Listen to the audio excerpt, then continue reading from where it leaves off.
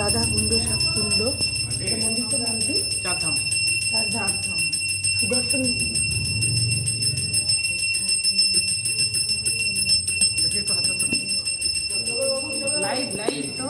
না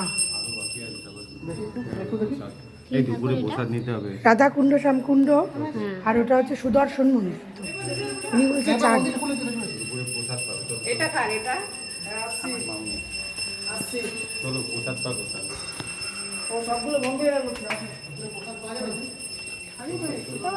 দেরি হচ্ছে, আরো আছে। কি বললো? আমাদের আবার ট্রেনের টাইম, এরা তো উঠরা কেন 1টা বাজে, কিন্তু মানটি ট্রেন মিস করলেই ছাতাটা নিয়ে আসো। ইন্ডিয়ায় ট্রেন।